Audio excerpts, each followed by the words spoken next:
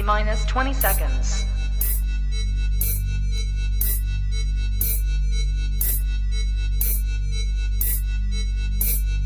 10, 9, 8, 7, 6, 5, 4, 3, 2, 1, 0.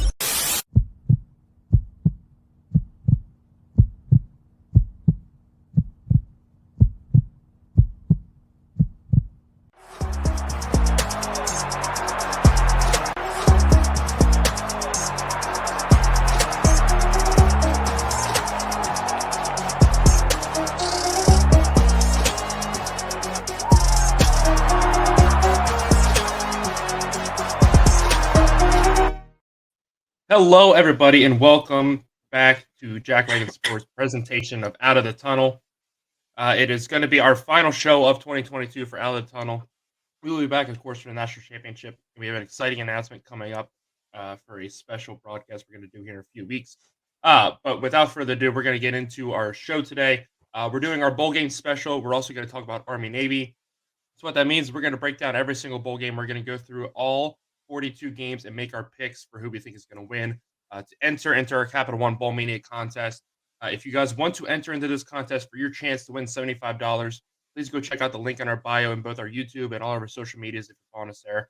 That'll have the rules for entry and how you can enter as well. So make sure you go do that. It's going to be a lot of fun. And again, it's your chance to win $75 this year. Without further ado, let's go ahead and we're just going to get right into our picks. We have all 42 bowl games here pulled up.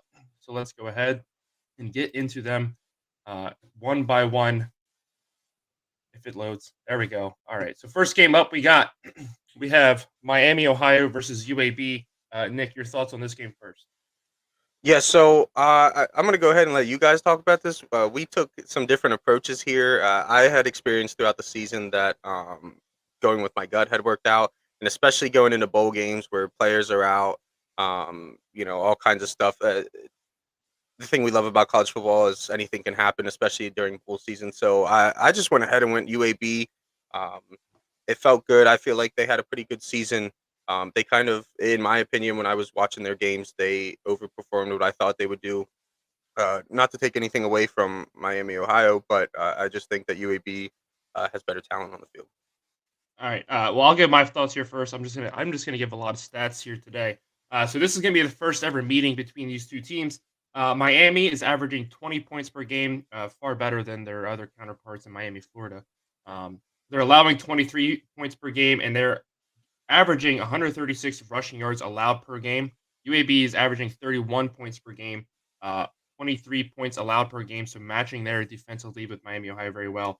The key for this game, though, is, again, like I said, Miami is giving up 136 rushing yards a game. UAB is averaging 243 rushing yards per game. So the key here from Miami is going to be if they can stop the run game. I don't think they can. I'm going to take UAB in this game as well. Slade, who do you got?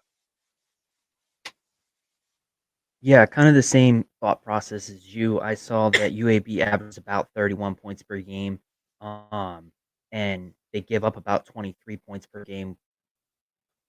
Miami, Ohio only scores about 20 points per game. So just there, I think the teams, no matter who sits out, if the teams kind of play their normal game and the style that they play and such, it just looked like it's going to be about a 7-point game.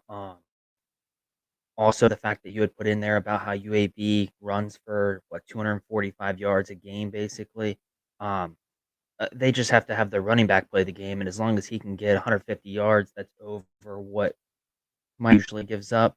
The only thing that worried me here is that UAB has lost 3 of their last 5 games. One of them being to LSU 2-3 weeks ago. That's a little out of their league in terms of teams, I'd say, but it was still enough for me to go with UAB here. All right, so we're going to take UAB. I did mention this is the first ever meeting between these two teams. In this bowl season, we have 15 matchups that are first ever meeting between two schools. And so that always makes bowl season just a little bit more exciting.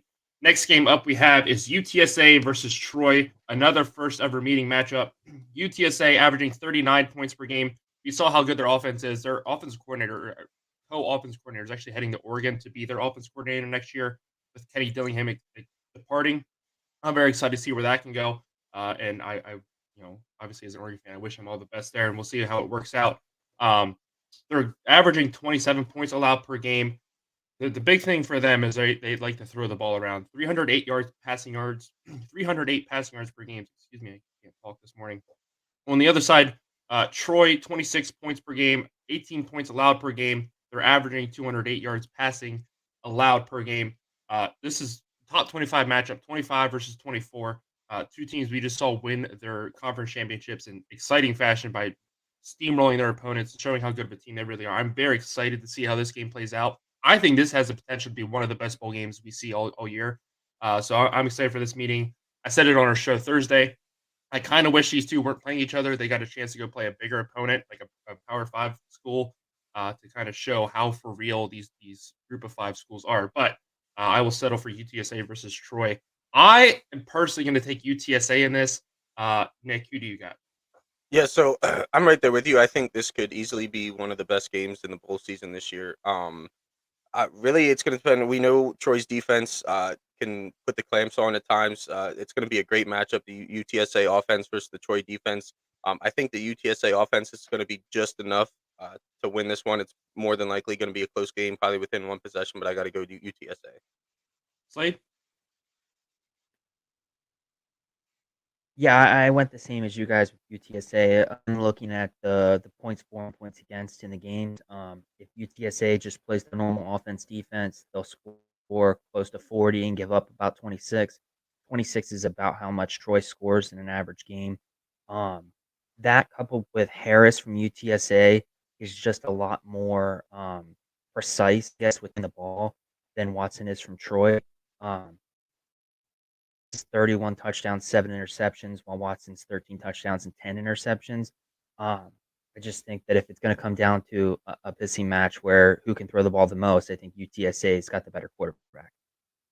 Yeah. So we're going to take UTSA in this game. Next game up is actually a old rivalry renewed between Cincinnati and Louisville. This is known as a Tough as Nails rivalry. They battle for the Keg of Nails trophy. They used to be big-time rivals back in the Big East, and then when Louisville departed for the ACC, this rivalry went away. But here, it'll be played for the first time since 2013. Louisville won that matchup, 31-24. Cincinnati leads the all-time head-to-head, 30, 22, and 1. The big news heading into this game is Scott Satterfield has left Louisville to head to Cincinnati to become the head coach. Not only do you have a guy leaving to go coach a team he's going to play against in a bowl. Now, he did say he will sit out the bowl game, but still, he's going to a rivalry. These schools are only separated by less than 100 miles. And so very interesting circumstances there. Cincinnati averages 31 points per game, 20 points allowed. Louisville, 27 points per game, 20 points allowed as well. The big thing is their running game. Cincinnati kind of took a step back this year in my eyes. I thought last year they had a very good 1-2 punch with Ritter. In the backfield, they were able to run and throw the ball effectively. This year, they were a lot more pass heavy, and maybe that explains kind of why they fell as far as they did in the AAC. Louisville likes to run the ball, though, averaging 194 rushing yards per game. I think I got to take Cincinnati in this game just because I think it's tough enough. Yes, I understand both schools lost their head coaches, but I think Cincinnati is just going to be boosted a little bit by knowing who their head coach is already. Knowing what he brings to the table, they want to go out there and play well. But I mean, on the other hand, you have Louisville, who's going to be very upset that their head coach has left them and headed to the rival that they're now playing. And again, with this being played in a baseball stadium, this is the last time I mentioned it because there's a few games coming up. I hate bowl games being played in baseball stadiums. I think I'm going to take Cincinnati here. Who do you guys got? Nick, Sure, sorry. Yeah, I'm sorry. Yeah, I was making sure Slade didn't go. Yeah, I went with Cincinnati on this one too. The great thing is it's not often in bowl games that we get to see rivalry games. So even though this one hasn't happened for a few years, that fire's still going to be there, especially with the whole head coaching situation. But yeah, I went with Cincinnati on this one. Slade?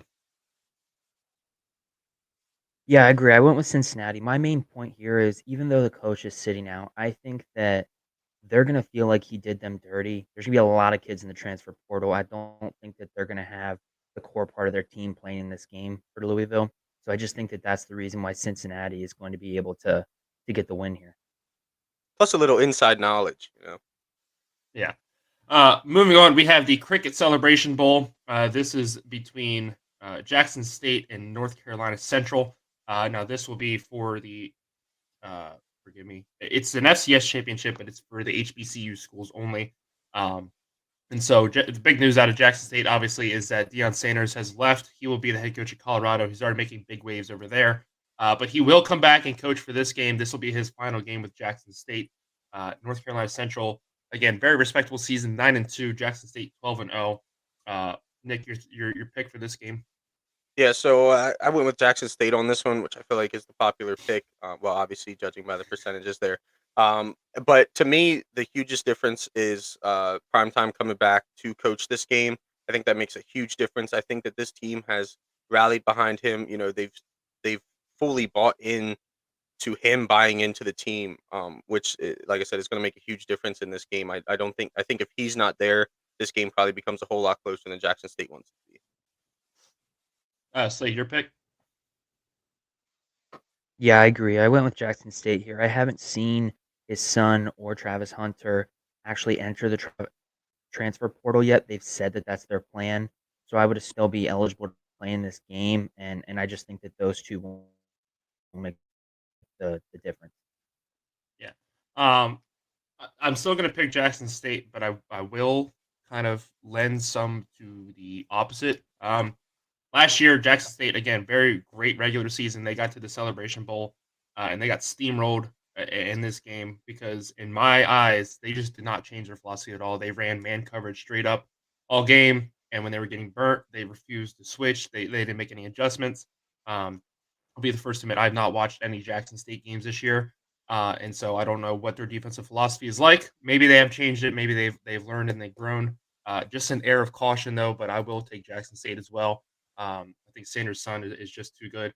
I will say I'm not saying that they're gonna struggle at Colorado next year. I think there's gonna be a learning curve, but it'll be interesting to see how he adapts to playing Power 5 schools and so on. So that'll be interesting to see how all that shakes out. Next game up we have in bowl season is the Las Vegas Bowl. We have Florida versus Oregon State. Florida is entering this game. 17 players have entered the transfer portal. Anthony Robinson has left to declare for the draft. They are on their fourth string quarterback. And you're asking, well, did the backup and the third string transfer? No. The backup is arrested on child pornography cases right now. The third string quarterback did enter the transfer portal, so they are on their fourth string. This is the first ever meeting between these two schools. Of course, Oregon State had a great rebound year this year. They beat Oregon a few weeks ago. They finished fourth in the Pac-12. So great season for them, great turnaround. Florida averages 32 points per game, 29 points allowed. Oregon State, 32 points per game, 21 points allowed. Florida is averaging 213 rushing yards per game, 114 rushing yards allowed for Oregon State. So, again, it's going to come down to if Florida can get a run game going with AR-15 out. I'm not too sure on that, but, hey, we'll have to wait and see. I'm going to take Oregon State. Nick, who do you got? Yeah, I took Oregon State too. I think even with AR-15 and all the other players that transferred, I still think this would be Oregon State's game to lose. They're an overall better team. They got it together, like you said, beat Oregon a couple weeks ago. Florida was just kind of the team. Like 1 week you thought, oh, maybe this is the Florida team we wanted to see this year, and the next week they look like Colorado pre-Deion. So I definitely got to go Oregon State here. Absolutely. Slade, your thoughts on this game? Yeah, I think a big deal here. Also, I think Oregon State ending the season on a high note against their in-state rival is a big deal. I think it's a big momentum pusher for them, and I think that that's going to be the driving factor that gets them in this game. I also will say on the last game, your comment on Sanders going to Colorado. I think that if they can just go over 500, that's a win for the school. I don't absolutely. think he's going to be able to do what Lincoln Riley did in going to a different conference and winning great right away. But I think anything like even an 8-4 season, a 7-5 season, I think that's a win in their column. Yeah, no, I 100% agree. Getting that team to bowl eligibility would be a win for him. And I'm not saying he's going to be Lincoln Riley. I think Lincoln Riley had a very special situation transferring from an Oklahoma squad where he had a great roster to a USC team where he pulled in a lot of transfers. Deion might be able to do the same, and we've already seen a lot of 5 stars commit to there, a lot of people transferring to there, and so he has a shot to do it. I 100% agree. I'm just saying I think it's no matter what, it's a learning curve going from FCS to FBS. Might take him a couple games to kind of establish. Like you said, 8-4 is where I would expect him to finish sure. next year, depending on what happens. But we'll have to wait and see. I just want to mention one more time since we all three mentioned it. Oregon State beat Oregon. So we're going to take Oregon State in that. Next game. I didn't hear you, but okay. No, it's all good. Next game up, we have Washington State. Washington State and Fresno. This is the 5th meeting between the two schools. The last time they played was 1994. Washington State won that game 24-3. Washington State is averaging 28 points per game, allowing 22. They're running the ball for 112 rushing yards per game. Fresno State scoring 31, giving up 21, averaging 125 rushing yards per game. We just saw Fresno State kind of dominate Boise State in a lot of ways to win the Mountain West Championship. And so here they are. They're playing Washington State. In my eyes, I'm going to take Fresno here. I think Washington State was on such a great path this year. They were beating Oregon handily at home, and then they caved. And then ever since then, their season was just very rocky, very downhill. Cam Ward took a huge step back in the middle of the season and started playing worse and worse. And so here they are. They're going to be playing in the LA Bowl. I'm going to take Fresno State. Nick, who do you got? Yeah, so I actually went with the underdogs on this one. I don't know as far as odds if they're actually the underdogs. I'm not looking at it here, but according to how many people have picked each team, I'm calling them the underdogs. But yeah, Washington State, I think I completely agree with you. They had a great start to the season, kind of fell apart. Luckily, they have a few extra weeks here to prepare for this game. I think that with that extra preparation, they can kind of find that team, that could have been competing, for a conference championship. Like I said, there's a few extra weeks. You got Fresno State. You watch that film. You got, I don't know how many weeks it would be. I don't feel like doing the math to sit there and work on, what you watch on the film. But I think that they end up pulling this one off. Slade, who do you got in this game? Yeah, I went with Fresno State in this game. I think that they ended the season on a good note, beating Boise State. I think that Washington, they lost to Utah 21-17, which is a great loss for them. But then they followed it up by an 18-point loss last week or 2 weeks ago to Washington, their in-state rival. So I just think that Fresno is on that better track. Yeah. And Nick, to answer your question, Fresno State is a 3-point favorite right now on the sports books. Next game up we had to talk about is Rice versus Southern Miss. Now, these are old Conference USA opponents. Southern Miss actually just left to join the Sun Belt this year. So their last meeting was last year. This would be the 13th meeting overall. Rice won that game last year, 24-19. Right now, these are very evenly matched teams across the board. Rice scoring 25 points per game, giving up 34. Southern Miss scoring 24, giving up 24. And then both of them averaging right around 130 yards. Rice is 143. Southern Miss is 123.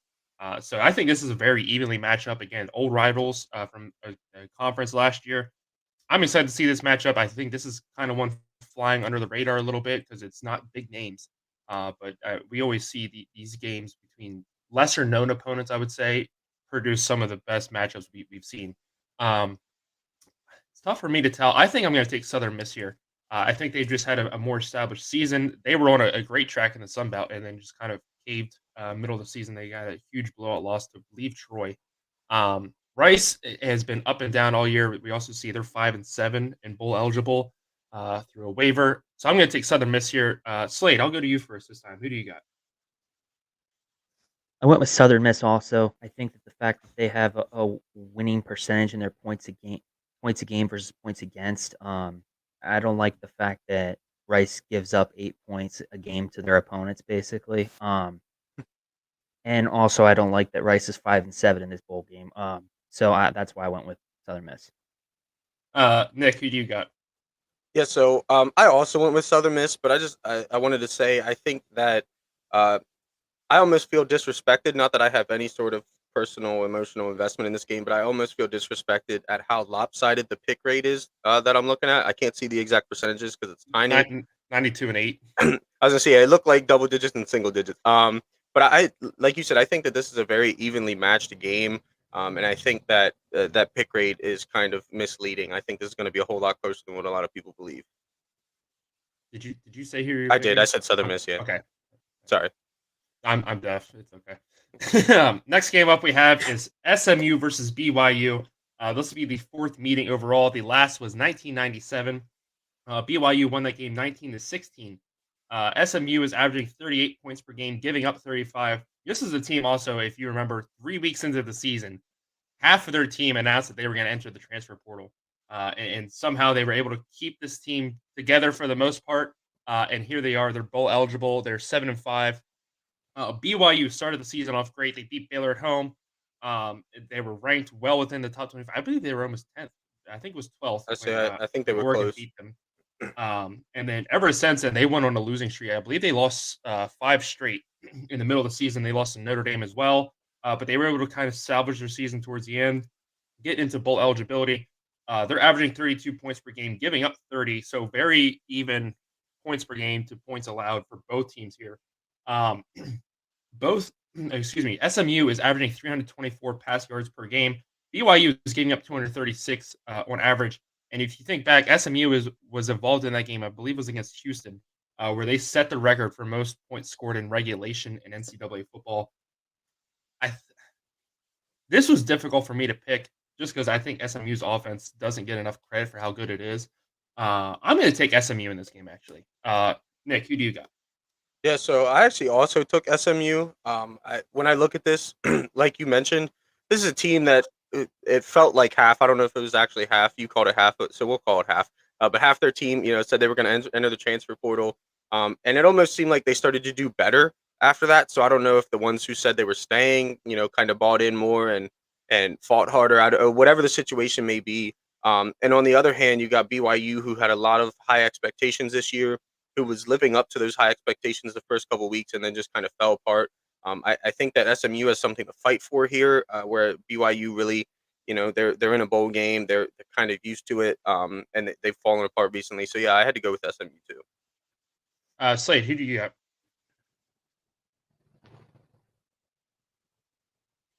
SMU, like you said, George, their offense doesn't get enough credit. I also think their defense doesn't get enough credit in how horrible they are.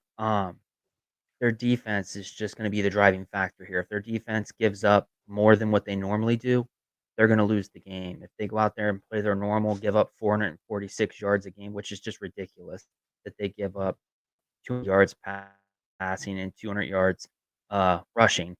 But yeah, I think that their offense is going to be the driving factor here. And like you said, they don't get enough credit on the offensive side. If their I mean- defense gives up more points than their offense scores, they're going to lose this game. And I did want to point out real quick before we move on to the next game. If this comes down to a field goal at the end, BYU has had terrible luck with their field goal kicker all season. And so that is something to keep in the back of your mind. I'm sure ESPN will remind it about 50 times if it does come down to that. Next game we have is North Texas versus Boise State. This will be the 7th meeting overall. The last was in 2000. Boise State steamrolled them 59-0. Big news heading into this game was kind of shocking to a lot of people. North Texas, after making the conference championship game, granted they did lose 41-27, they fired their head coach. He had been there since 2016. Seth Littrell out after all those seasons. A lot of people were very upset about it. A lot of other coaches around the country have voiced their displeasure with North Texas, and a lot of them are heeding the warnings. Listen, yeah, you weren't winning conference championships. We understand that. That's frustrating. You were kind of at the precipice, so you just couldn't get over that ledge. That was a big word for me. I can't believe I said that. That was huge. But like the grass isn't always greener. You're not always going to get an upgrade. So very interesting to see what's going to happen at North Texas. They are averaging 34 points per game, giving up 32. They are averaging 262 pass yards per game. Boise State, obviously coming off that difficult Mountain West championship loss at home to Fresno, averaging 29 points per game, only giving up 19. That's been the story their whole season, is how good their defense is. They are averaging 194 pass yards allowed. I'm going to take Boise State in this game. One, I think North Texas is going to be very distracted by losing their head coach. But two, I think Boise State's upset about that Mountain West championship game. They want to go out there and prove a point. So I'm going to take Boise State in this game. Slade, we'll go to you first. What are your thoughts?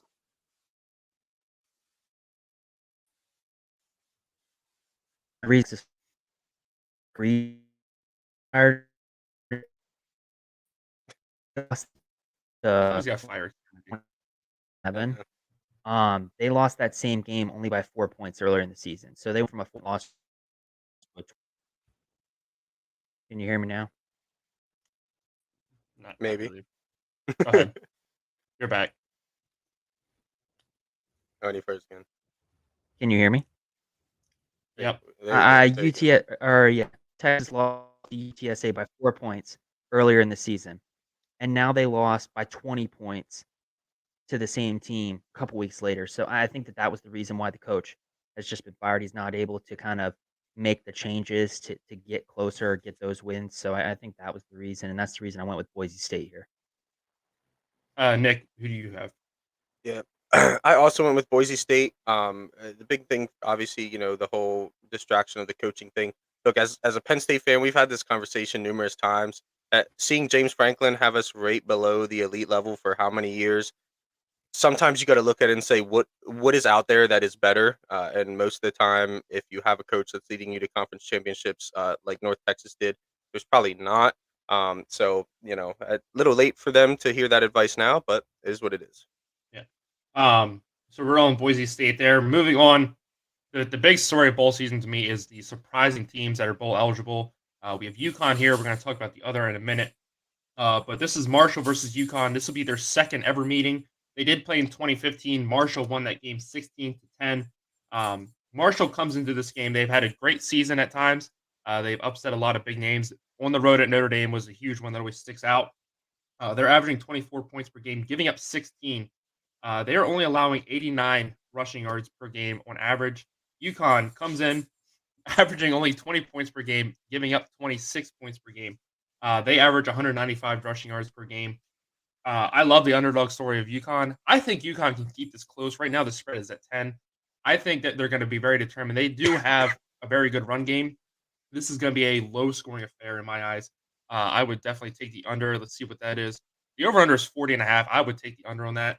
But then again, that means the over is going to hit. But anyway, I love the underdog story of UConn. I think they keep it close, but I'm still going to take Marshall to win this game. Nick, who do you got? Yeah, I also got to go with Marshall on this one. No disrespect to UConn, but this is a Marshall team though they haven't consistently played at their ceiling is countless times higher than UConn's. So if they can play anywhere near that, this game could be a blowout. However, I do think that UConn keeps this close. In my opinion, they should cover the spread. It's going to be a great game with two teams that don't really get talked about a whole lot. Slade. Yeah, I went with Marshall here. Anytime the opposing team can put up 20 points but gives up 26 on average, I just don't like to pick that team. Fair enough. Next game up we have is Eastern Michigan versus San Jose State. The cool fact about this game, Eastern Michigan has an all-gray football field.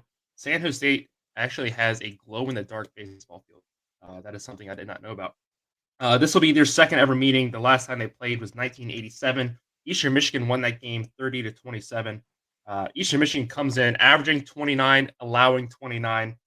They have 143 rushing yards per game. San Jose State comes in averaging 28 points per game, allowing 20, averaging 93 rushing yards per game. So very even offenses. San Jose State's defense is a little bit better. I think that's a difference maker. I'm going to take San Jose State in this game. Nick, who do you got?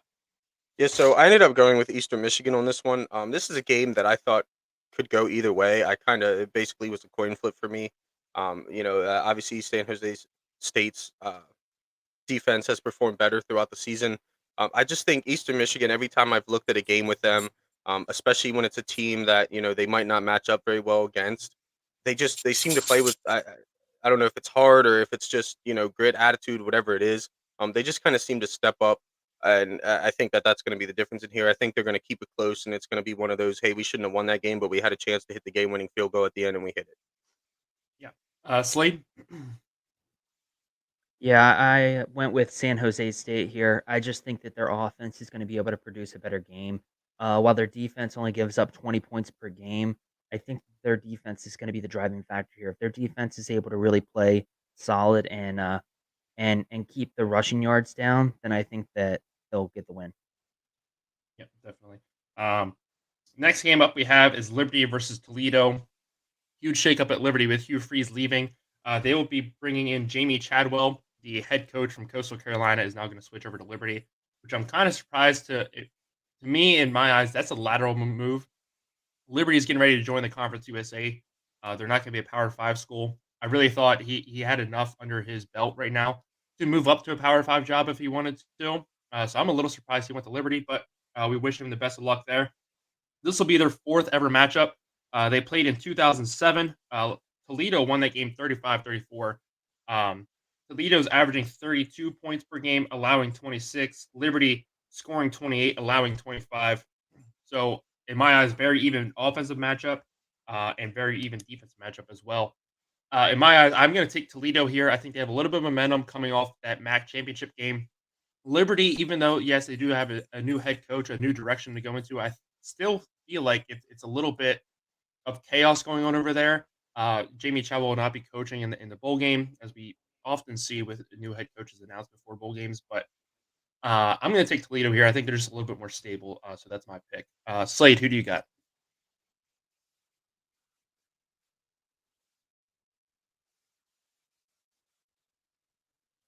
First. Nick, who do you got? All I went with right. Toledo So, here also. I think oh, there we Toledo go. going to be mourning the loss of their coach. Okay. Toledo. Nick, who do you got?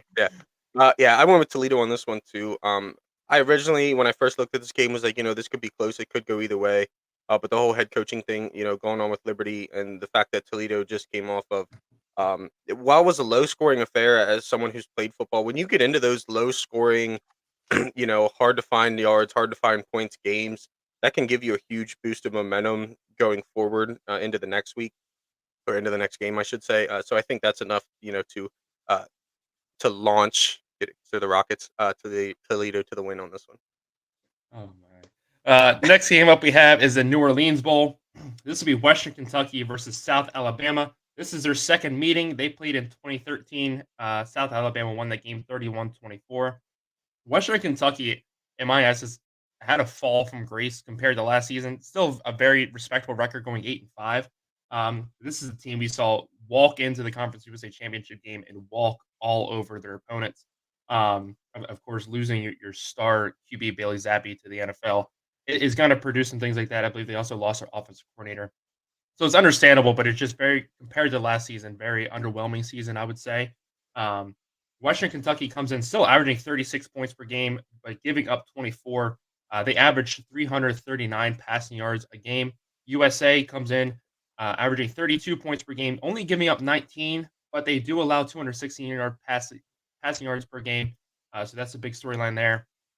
I'm going to take Alabama. I think their defense, while their passing defense isn't the greatest, and that's what they're going to need this game, I think they're going to be able to get enough pressure on the QB to kind of slow down that passing attack a little bit. So I'm going to take South Alabama in this game. Nick, who do you got?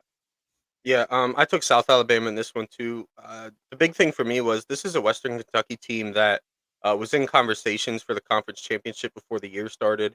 They're sitting at 8-5, 8-5, right? That's what you just said. Yeah, I can't see the numbers.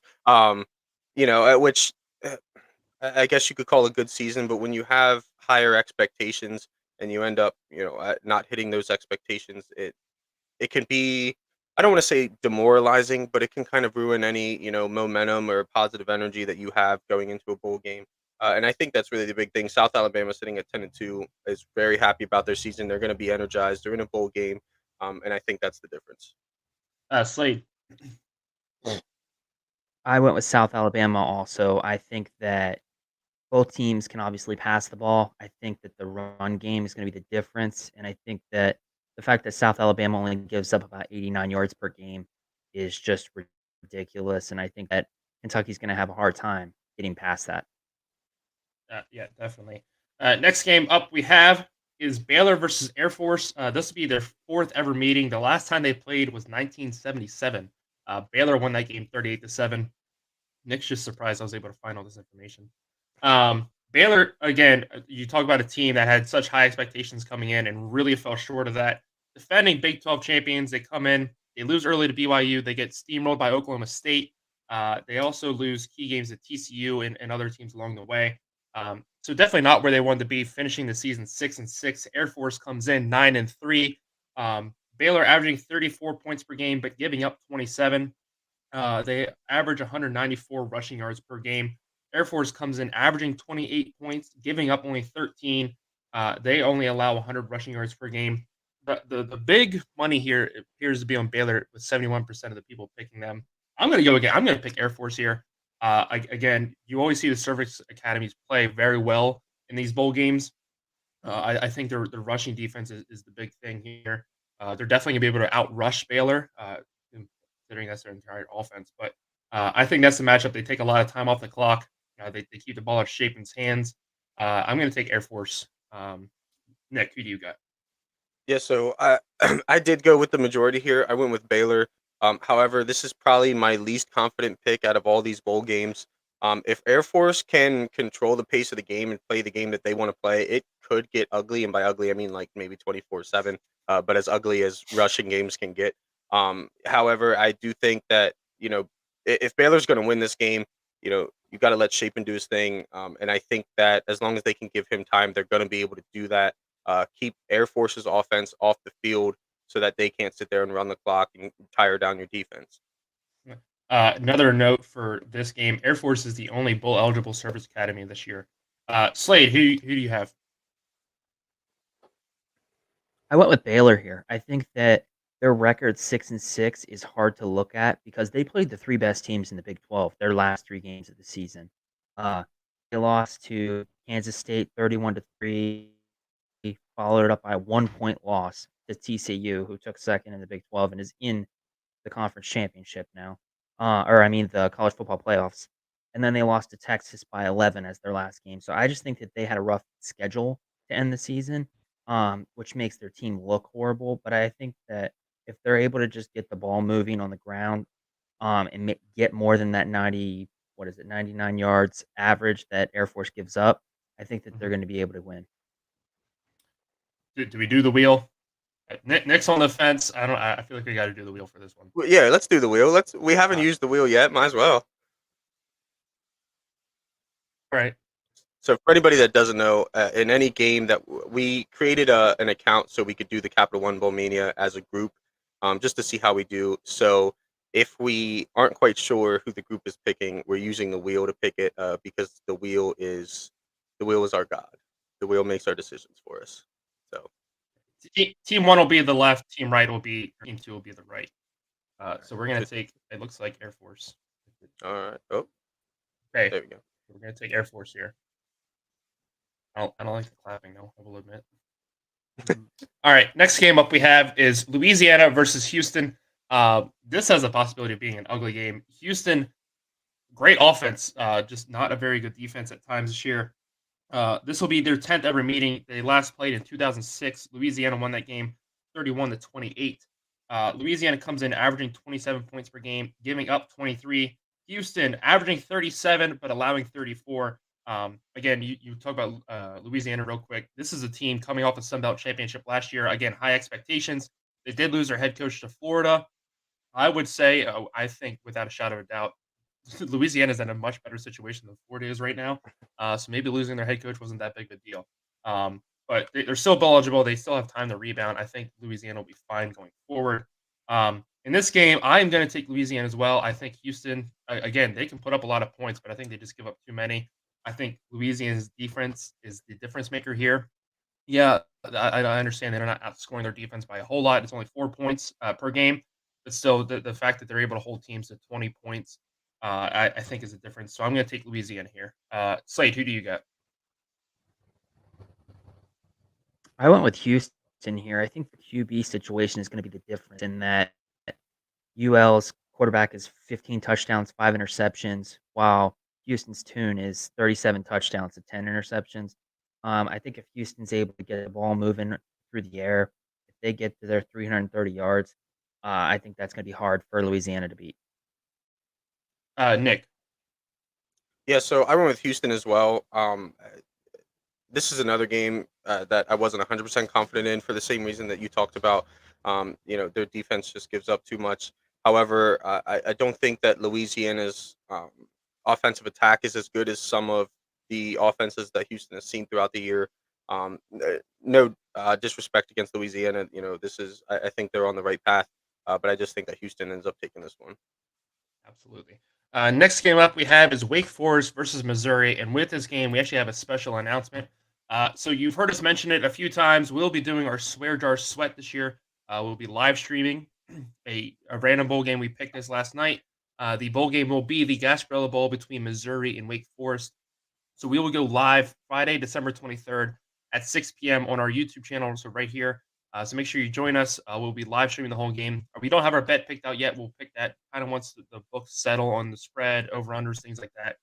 So we'll wait and see to find out what we're going to pick for that bet. But make sure you guys join us. We'll be doing, trivia, maybe a couple contests and so on. So make sure you guys join us over there. We're going to have a lot of fun with that. So we look forward to seeing you there. Now, as far as our picks, let's get back to that. I think I'm going to take Wake Forest in this. I think their offense with Sam Hartman, this will be his last college football game. Again, if he doesn't decide to sit out. But I think they're want to go out there, send him and a lot of those other offensive seniors off on the right note. Wake Forest is averaging 37 points per game, giving up 29. Hartman's averaging 315 yards passing per game. Missouri scoring 26, giving up 25, allowing 210 passing yards per game. I think that's the key there. So I'm going to take Wake Forest. Slade, who do you got? I went with Missouri here. I think that the fact that Sam Hartman did come back and they went 7-5. I mean, 4 of those 5 losses are in the last 5 games. I think that they should have been able to beat Louisville, NC State, or Duke. One of those 3 teams, and they only really had a close game with Duke. So I just had to go with Missouri here. Nick, your thoughts?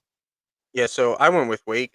No disrespect to Missouri. This is a team that, we kind of threw some jabs at throughout the season, but they quietly had a pretty good season when it comes to Missouri standards. But I just think that Wake Forest offense is just going to be too much here for Missouri to contain.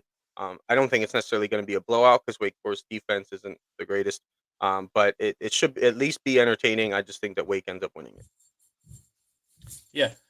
Moving on, our next game up we have is the Hawaii Bowl. This will be Middle Tennessee State versus San Diego State. Of course, Middle Tennessee had that huge upset over Miami on the road, just steamrolled them. San Diego State, kind of an underwhelming season. They had a lot of expectations coming in. They lost early in the year to UCLA, and I think they kind of derailed their early part of the season. They were never able to get it fully back on track. Coming in here, this will be the first ever meeting between these two schools. Middle Tennessee State is averaging 29 points per game, but giving up 28. They also allow 291 yards passing a game. San Diego State comes in 21 points, giving up 20 points a game, averaging 171 passing yards a game. Very even offenses and defenses. I mean, they're both separated points per game by 1. And I think San Diego State has this. I mean, I don't think them being out in Hawaii makes a huge difference. I mean, they're going to be out there for almost a week leading up to this. So I think you take that out. But overall, I just think San Diego State's a little bit better team. So I'm going to take them. Nick, your thoughts? Yeah, I went with San Diego State here as well. This honestly could quietly be one of the best bowl games that we see this season too. It could also, sometimes we see these games and it looks like teams match up really well and one team ends up blowing out. But I do think that this is going to be a great game, a good competitive game. But yeah, I got to go San Diego State here. Slade, your pick.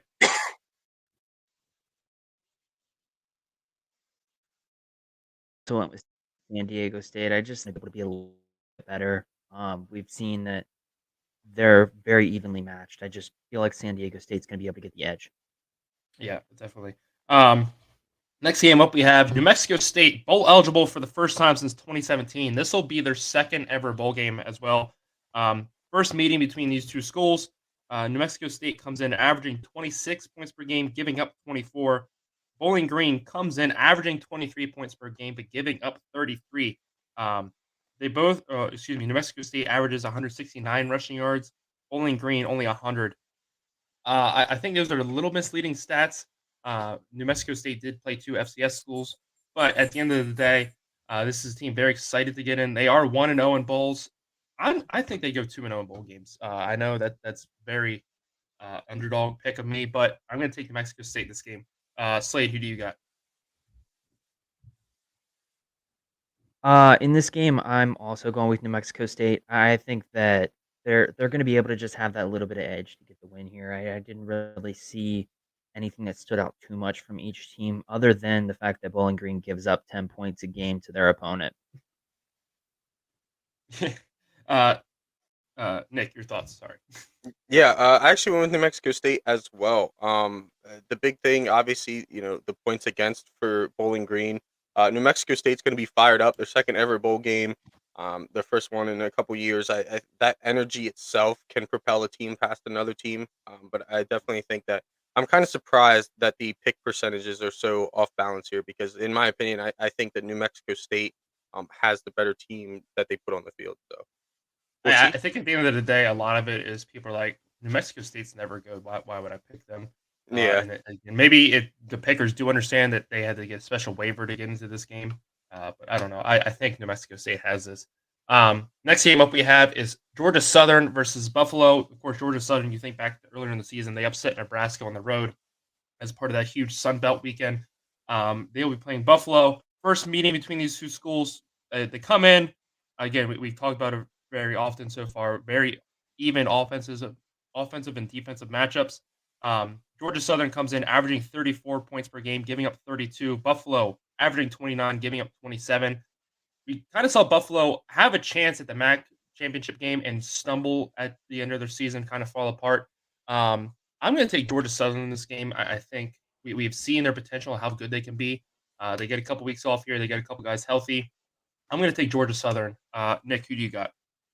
Yeah, I went with Buffalo here. The first thing, sorry, Tony, the Georgia Southern upset over Nebraska wasn't that big of a deal to me.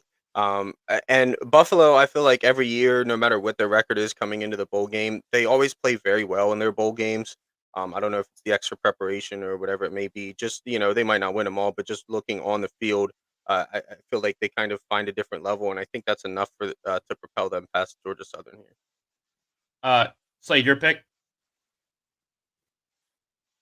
I also went with Buffalo. I think that it's sad that you have to do this, but I think that they had better losses. I just think Georgia Southern, when they lost big. Mm-hmm. All right.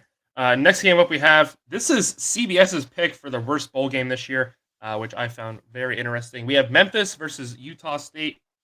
This will be their 8th meeting overall. The last was 1977, though. 31-26 Memphis in that game. Memphis comes in averaging 35 points per game, but allowing 27. Utah State comes in scoring 23, but giving up 31. Two teams, again, coming into the season, very high expectations around them. We saw Memphis almost upset UCF in the middle of the season, and they just couldn't put together consistent games, both of these schools. Utah State steamrolls UConn week 1, and then they go to Alabama, get steamrolled, and I think ever since then, they just, again, could not find any momentum or any rhythm to their offense and defense, and struggled throughout the year. In this game, I'm going to take Memphis. Again, like Slade just said with the last game, they have better losses. Again, they almost upset UCF. So I'm going to take Memphis in this game. Slade, who do you got? I went with Memphis also. Utah giving up 20, or they score 23 points a game, but give up 31 a game. I just don't like a team that has a losing record in terms of points scored versus points against. Nick, your thoughts?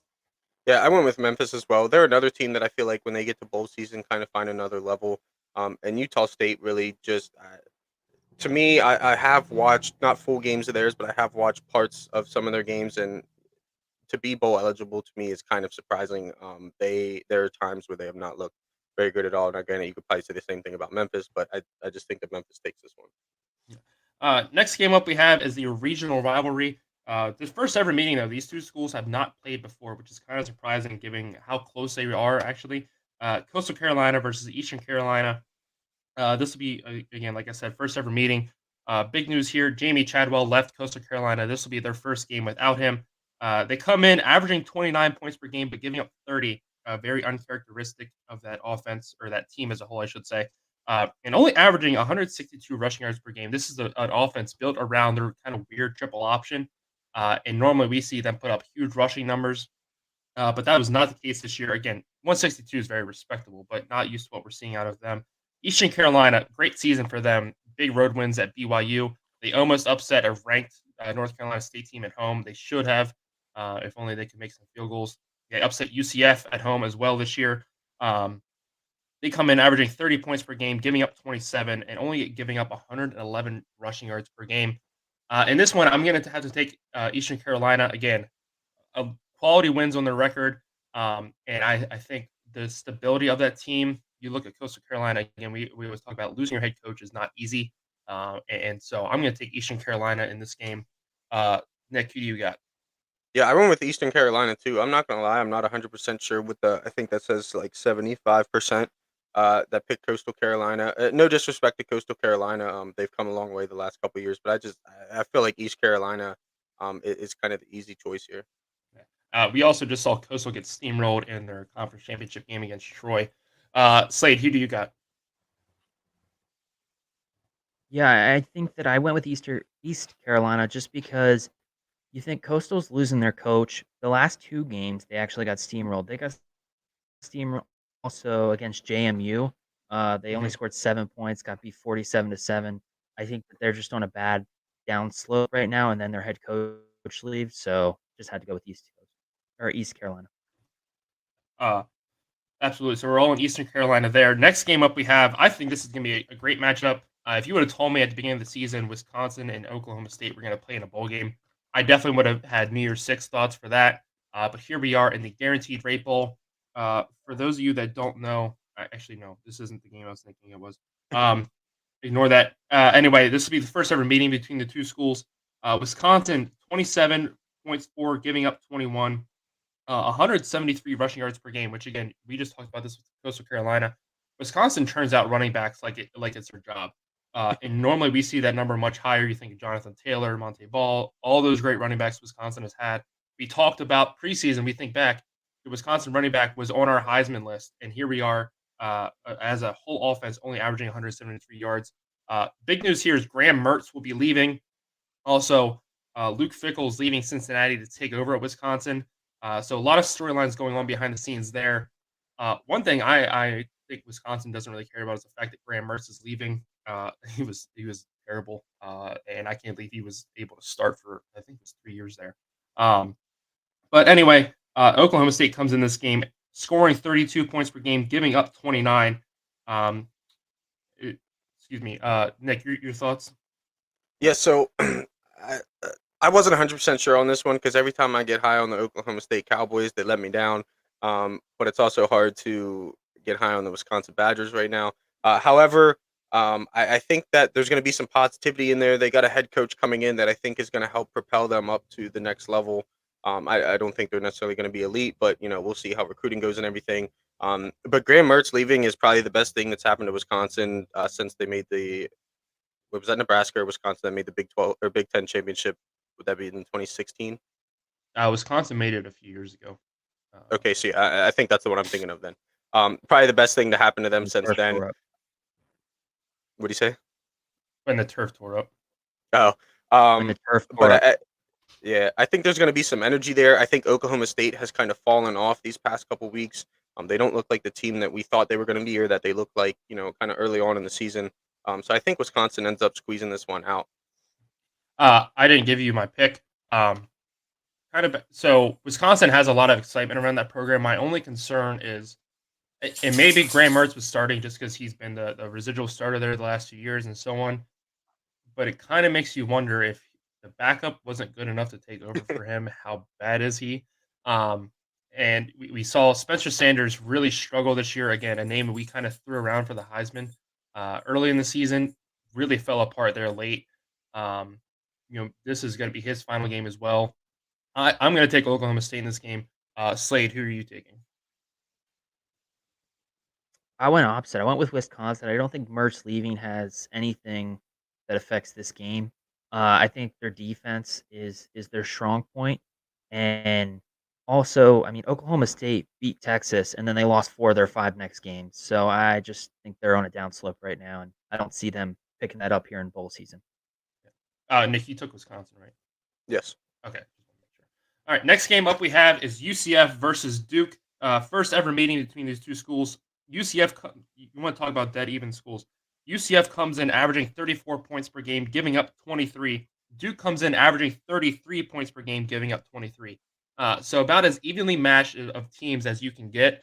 Um, the big story here for me is UCF averages 236 rushing yards per game. Duke only gives up 120 per game. So Duke can slow down UCF's rushing attack. They absolutely have a chance. We saw Tulane able to do that in their conference championship game, get their revenge. I think I'm going to take UCF here. I think they just have a more well-rounded offense. Duke, at times we have seen have a really great offense, and then the next game they come out and they kind of fall flat in the face. I think UCF is just a little bit better team. I'm going to take UCF.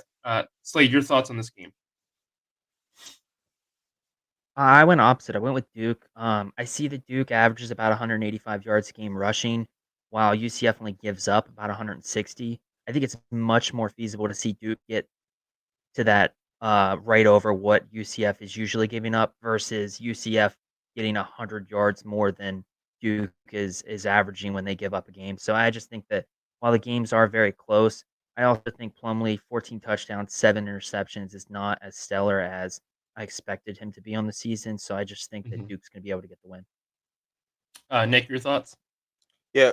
First, we're gonna have to go back and check Slade's math there. I'm not 100% sure what he said, but I don't know. Something sounded a little off. But anyway, I went with UCF. I think this could be a very good game. I think the teams match up very well against each other. But I think that UCF just puts more on the field, talent wise, and talent, skill, scheme wise, everything. So I think that that's enough to propel them past Duke. Okay, we're going to go back to the wheel. I was on the fence. Wait, what part of the Uh, math? You just said something. I don't know if I just like if it didn't register properly when you said it, but you said something about the rushing and Duke 100 yards Duke more, and rushes like you for like. 190 yards a game. Hmm. and UCF gives up 160, so a 30-yard Okay, okay, difference. I gotcha. I got. UCF rushes for 240, and Duke only gives up 120. So there's a 100-yard difference Yeah, I gotcha. for I for definitely heard it wrong. Duke over I definitely heard it wrong because UCF. I don't remember exactly how I heard it, but I was like, what? But it's all good. I trust you, buddy. all I right. would have. Next game up we have. Did you do the Stop wheel? talking. Stop talking.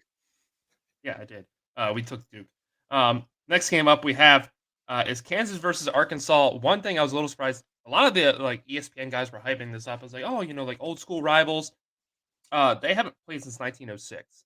This will be the third ever meeting. I really Real thought old school. regionally, yeah, I really thought regionally this would be a good rivalry game. No, so I stand by the fact that Kansas Missouri would have been a much better game, and the bowl committee can. Never mind. Um, in that 1906 meeting, by the way, Kansas won 37-5. Kansas comes in averaging 34 points per game, giving up 34 points per game. Arkansas comes in averaging 29, giving up 29. Um, both offenses rely heavily on the pass. They are dead even at 230.3 passing yards average per game. Just for the pure love of Kansas, I still have. I understand they kind of fell off, but hey, they're bowl eligible for the first time since 2009. I'm here for it. Give me Kansas in this game all day. Um, just like they're going to ask for you to give them liberty. Nick, who do you got? Yeah. I also went with Kansas here. I think that this has the potential to be a very evenly matched game. However, Kansas, the first time in 13 years making a bowl game. We talked about it a little bit ago. Just that energy that can bring. That kind of underdog mentality. We weren't supposed to be here. Here we are. Whatever. I think that's going to be enough to get this team playing at a high enough level to beat Arkansas. Yeah. I also want to. Jalen Daniels is back. I think with enough rest, he's going to be 100% healthy, and that is we saw early in the season the key to this Kansas offense. Slade, who are you taking? I went opposite. I went with Arkansas. I just thought Yeah, we that don't their care. offense has a better chance at scoring. Um, but I actually think the funny thing about this game is that they both have Kansas in their name. I think the winner loses Kansas. They just rename the state. There you go. Okay, I can I'm here I can for it. get on board with that. Yeah. Uh, Next game up we have is Oregon versus UNC. First ever meeting between these two schools in the Holiday Bowl. Oregon comes in averaging 40 points per game, giving up 27. They also average 216 rushing yards per game. UNC comes in averaging 35 points per game, only giving up 31. Uh, they allow 161 rushing yards per game. We've also seen UNC kind of fall off the last few games. They limped into the ACC championship game, and then they got steamrolled by what we thought was not a very good Clemson team. But they took out DJ Uiagalelei, and look how good they are. It's only like we've been saying that all season. Of course, I'm going to take Oregon here. Nick, who do you got? Yeah, so I also went with Oregon. If you would have asked me about 5 weeks ago, I probably would have taken UNC. But Drake May and the UNC Tar Heels as a whole have fallen off the last couple weeks. Just haven't looked the same. Drake May went from Heisman candidate to transfer portal candidate. But he is coming back. I think next year he'll have a lot better season and have a full season. But I just think that Oregon, um, even though their defense hasn't looked great all season, UNC's offense hasn't looked good as of late, and I think that's enough. Oregon's averaging 40 points a game. I think that they could very easily blow this game out. But if Drake May shows up, it could get interesting real quick. And also, before I go to Slade real quick, to the Heisman committee, Drake May was not better than Bo Nix. The fact that Drake May somehow made the top 10 finalists and Bo Nix didn't, you can suck it. Slade, your thoughts on this game? I was gonna say, to add on to what you had just said, this is a great proving point for Bo Nix to show that he is the better quarterback. I think that you said they're losing their offensive coordinator, right? Oregon is. Yeah, he already left. So I mean, I think this is a great point for them to just put the ball in Bo Nix's hand and let him show how capable he is. I also think that UNC has just had a tough end of the season with 3 losses, so I just think they're going to continue it. Yeah. And then I also want to say goodbye, Justin Flo. I wish you the best of luck, but my God, were you overhyped as hell coming to Oregon? Next game up we have is Texas Tech versus Ole Miss. This is my pick for least exciting bowl. This is their 7th meeting overall. They last played in 2018 in Houston. I can't remember the Texas Tech wide receiver, but he had that ridiculous Odell catch on the sideline. That's the one thing I remember from that game. Mississippi State Ole Miss won that game 47-27. They come in averaging 34 points per game, giving up 24. They have 218 passing yards allowed per game. Texas Tech comes in averaging 34 points as well, giving up 30. They average 307 passing yards per game. Sooner or later, my mouth will figure out how to work today. I think this has the potential to be one of the best matchups in bowl season. I just think, and I said this the other day, I think Ole Miss just doesn't care at this point. They did not hit any of their goals they wanted to. They had that heartbreaking loss to Alabama. They lose to Mississippi State. They're not in a New Year's Six bowl. They didn't get into the SEC championship. Any of that stuff. I'm going to take Texas Tech. This game is in Texas. They're going to have a lot of fans there. So give me Texas Tech in this game. I think they're just able to air out the ball so much better. Jackson Dart has shown flashes of how good he can be throwing, but I think Texas Tech's a little bit more established in that area. So give me Texas Tech. Slade, your pick. I went Texas Tech also. I think that it being played in Texas is a huge factor. Ole Miss losing 4 of their last 5 games, the only win being against Texas A&M is a rough end to the season. So I just think that they're going to finish it off with another loss. Nick, your thoughts? Yeah, so I went the opposite. I had to go Ole Miss, but I will say go ahead, choose Texas Tech because Ole Miss does not give me a whole lot of confidence here. I think with the extra time to get prepared, I think Jackson Dart might play better. And it depends on what Texas Tech team we get on that particular day. They've shown very high flashes and very low flashes this season. But Ole Miss, kind of falling apart at the end of the season definitely has me scared for that pick. But I just think that they put more talent on the field. So I'm hoping that, that extra time does them good. Yeah. Speaking of the Texas Bowl, we have a rematch of the 2013 Texas Bowl with Syracuse and Minnesota here. This will be their 6th ever meeting. The last time they played was that Texas Bowl. Syracuse won that game 21-17. Syracuse comes in, obviously such high hopes midway through the season. They were inside the top 10. They were beating a number 5 Clemson team. They should have won that game. Since then, they just completely fell apart. They limped to a 7-5 finish. They come in averaging 28 points per game, giving up 23. They fired their offensive coordinator. They will be getting a new one in. I did see who it was, but I can't remember where he's from. Minnesota comes in averaging 28 points per game, only giving up 13. I think for me, the difference in this game is just the rushing game with Ibrahim in the backfield still from Minnesota. All you got to do is just feed him. I think that's what Minnesota does. I'm going to take Minnesota in this matchup. Nick, who do you got? Yeah, I took Minnesota as well, and the run game was kind of the selling point for me. I just don't think Syracuse has enough to stop Ibrahim. And Minnesota can put the ball in the air every once in a while, which obviously you're going to have to. You can't just turn around and hand the ball off. I mean, I guess you can if you're Michigan, but Minnesota's not going to be able to do that. They're going to have to pass some, but I think that they're competent enough to get some first downs through the air and just let Ibrahim eat. Slade, your pick. I went Minnesota also. I think the fact that Syracuse lost 4 of their last 5, their only win being 2 weeks ago against Boston College, that's just rough. Yeah, 100% agree.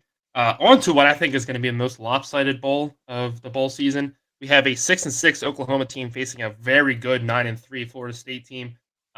I felt like Florida State, when they lost to Clemson, I understand they lost back-to-back to Clemson and Wake Forest. Both of them in heartbreaking fashion in my eyes. I think they could have played much better in that Wake Forest game. They just couldn't get their offense going in the first half. Second half, they mounted a little bit of a comeback, but just could not finish it off. But we saw how well they finished out the game against Florida. The defense could have played better, I admit. But yeah, I think a very underrated Florida State team. You look at Mike Norvell. This is a coach people were crying to have fired at the end of last season. Here he is, 9-3. They're playing, in my eyes, a very bad Oklahoma team. I understand they had a great last few weeks, but I cannot get that 49-0 Texas game out of my head. That TCU game as well the week before that. So I'm going to take Florida State here easily. This will be their 8th meeting. The last time they played was 2011. Oklahoma won that game 23-13. Nick, your pick? Yeah, so I got to go with Florida State here as well. I don't even know what to say about Oklahoma. They were very highly ranked after the first couple weeks of the season, and then just absolutely fell apart. You mentioned that 49-0 shellacking that they received. I just think, right along with you, I think this is a very underrated Florida State team. I think that there were some learning curves that were thrown to them at this season. They handled them well. Obviously, the 3 losses are probably 3 more than what they would have liked to have. But this is still a very good Florida State team. And I think that Oklahoma just doesn't match up very well at all with them. I think Florida State can just run down their throat, and Oklahoma's offense has proven to not be as good as what everybody kind of thought they were going to be. Slade, your pick? Yeah, I went Florida State also. I think that they're averaging over 40 points a game in their last 5-6 games. Oklahoma hasn't scored over 40 points, but one of those games in the last 5. So it's just going to be difficult for them to keep up with the scoring that Florida State's going to do. Yeah, definitely. Next game we have is Texas versus Washington in the Alamo Bowl. This will be the 5th meeting between these two teams. The last time they played was the 2001 Holiday Bowl, which Texas won 47-43. Texas comes in averaging 36 points per game, giving up 21. Washington comes in averaging 41, giving up 26.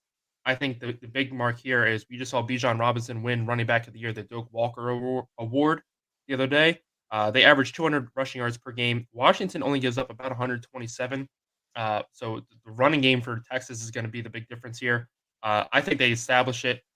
Give me Texas in this game. I will not pick Washington for anything. Slade, we know you're taking Texas, but why? I think the game's being played in Texas, which is a big factor here. I think that this game and who was the other team? Texas Tech, I think. Yeah. Or no. Who was the first team that was playing it? Yeah. So I just think that if you're playing in your home state, it's going to be hard to beat that. Nick, your thoughts? Yeah, so I ended up going with Washington on this one. Main reason being I had one more chance this season to doubt Texas, so I went ahead and took it. There's another team we'll talk about here in a little bit that I did the same thing for. But regardless of my opinion, this is a very good Washington team. I think that they're playing as a top 10, maybe arguably top 6 team right now. Obviously, the record doesn't show that, but they are on an absolute heater lately, playing the best football of the season, and I think that they have a chance to go into Texas and shock the Longhorns. Yeah. Next game up we have is the Duke's Mayo Bowl. one of the best bowl games we see every year, just for the simple fact that the head coach gets dunked in mayonnaise. This is between old ACC rivals. This will be their 71st meeting. The last time they played was in 2013 before Maryland left for the Big Ten, which they shouldn't have done.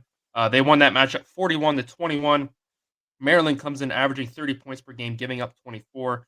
NC State comes in averaging 25, giving up 19. Of course, the big news for NC State is Devin Leary is transferring out, but not a huge shock for them right now in the season. He got hurt midway through. He was out for the rest of the year, but just some news to follow going into next season. In this game, I think I'm going to take NC State. I think Maryland's had a very good season, something to be really proud of. But the way NC State has rebounded here the last 2 weeks, they just got a huge win over UNC on the road to close out the regular season. I think they have a little bit more momentum. I think they've established their offensive enough now, and I think they're going to. You saw them start to bounce back a little bit here, more and more towards the end of the year. So I'm going to take NC State in the Duke's Mayo Bowl. Nick, who do you got? Yeah, so I went opposite. I went with Maryland here. This is one that I think could be a very close game. I am a little worried about the home field advantage for NC State. However, Maryland's played some pretty good football this year. They've lost a couple games that I think they wish they would have had back. But three of their losses came to Ohio State, Michigan, and Penn State. So, that's I believe that says 7-5. It's a little misleading. NC State, we've seen their highs and their lows this season. I just think that Maryland, has a little extra chip on their shoulder, has a little something to prove. They think they're better than what their record suggests, and I think they go down there and do it. Slade, your pick. I went with NC State here. I think that the teams are very evenly matched. I just think that NC State beat Wake and UNC in North Carolina games. They're playing another North Carolina game in this bowl game. I think they're able to get another win. Alrighty. Next game up we have is the Sun Bowl between Pitt and UCLA. This will be their 15th meeting. The last time they met was 1972. UCLA won that game 38-28. Pitt comes in averaging 31 points per game, giving up 23. They only allow 95 rushing yards a game, though. UCLA comes in averaging 40 points per game, giving up 28. They average 246 rushing yards per game. So the big story would be if Pitt can slow down that rushing attack at all. I'm going to take UCLA in this game. Pitt has a very good rushing attack. Their defensive line is great. That's why that rushing yard allowed is so low. But I think UCLA has a huge chip on their shoulder from losing that USC game late. And I understand they closed out the season against Cal, but and Cal almost beat them. But I think at that point UCLA was just like, whatever, we don't really care. But I really think they want to send DTR off with a high note. They want to set the tone for next season that they can finally start to compete more and more in the Pac-12. So I have them taking a step this year as long as they don't back out of the bowl game. So I'm going to take UCLA here. Slade, your pick? I went with UCLA also. I think that even if Pitt's able to slow down the rushing game, I think that Thompson's able to air the ball out. He's got 25 touchdowns, only 7 interceptions. I think the main thing here, Slovis was supposed to be the next Kenny Pickett for Pitt, and he's got 10 touchdowns with 9 interceptions. I don't think that he really showed out the way that he was projected to, and so I think that He's also UCLA is going transferring. to be He able won't to be really. playing. Well, I just mean in general. I know. I'm just like, saying he was supposed to I be just want to let high. you know. He came in as the starter all season, and yeah. I just want to put the facts. Another out reason. There. Yeah. Nick, your pick? Yeah, so this one's called the Sun Bowl, and I've never been to California, but I hear it's a whole hell of a lot sunnier in California than it is in Pittsburgh, and it is going to continue to be that way in after Texas. this game. He knows that. He was I- just saying. Yeah. Just comparing California to Uh, Pittsburgh. It's going to continue to be that way. This is a very good UCLA team. At one point, I think were they ranked top 10? They were close. I know. I'm not sure if they made it Yeah, to top I think 10 or they're not. right on the- I think I they're was saying, 12 at the- Yeah, you might be right. But either way, UCLA is going to take this very easily. Next game up, we have the team Oregon should be playing is Notre Dame, but they will be playing South Carolina instead. I think this is still going to be a very good matchup. The big news here for Notre Dame, Pine has decided to transfer out. He will not be. Tyler Buckner has been back. He's been practicing. They believe he will be good to go for the bowl game. So Notre Dame will have a quarterback, but they will not have their big tight end target, Michael Mayer, who is declared for the NFL draft. He will be sitting out. They've also lost a couple key pieces on defense, so that is something worth noting. This will be their 5th ever meeting. The last time they played, South Carolina won 36-32. Notre Dame comes in averaging 31 points per game, giving up 22. They also allow 191 passing yards a game. South Carolina comes in on a red hot streak. They just beat Clemson. They beat Tennessee. They have some huge wins under their belt right now. They come in averaging 32 points per game, giving up 28. They also average 258 passing yards per game. I think the way we've seen, I can't think of his name. I'm staring at his face. I hate his face. The quarterback. The Rattler? way we Is see, it Rattler? Spencer Rattler. I knew it was Spencer, but I kept wanting to say It didn't Sam. sound right when it came out of my mouth. I was like, wait a second. So the way we've seen Spencer Rattler kind of blossom here late in the season. This is a guy 2 years ago to Oklahoma.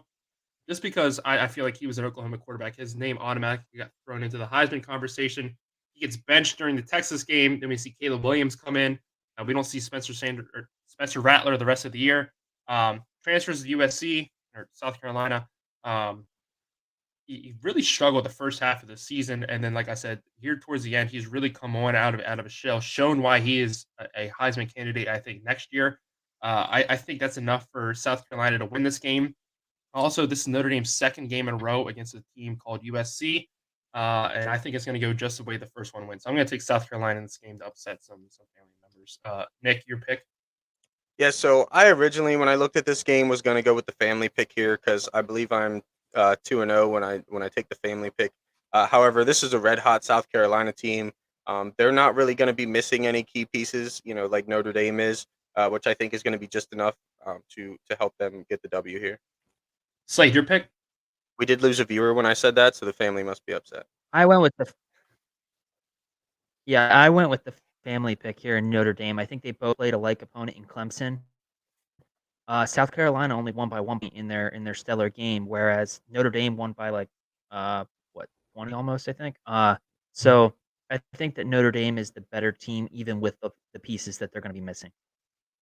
I will say this though, in the Clemson South Carolina game, DJ got benched a lot earlier than he did in the Notre Dame game. I'm just saying, I think. Next game up we have is the Barstool Sports Bowl. We have Ohio versus Wyoming.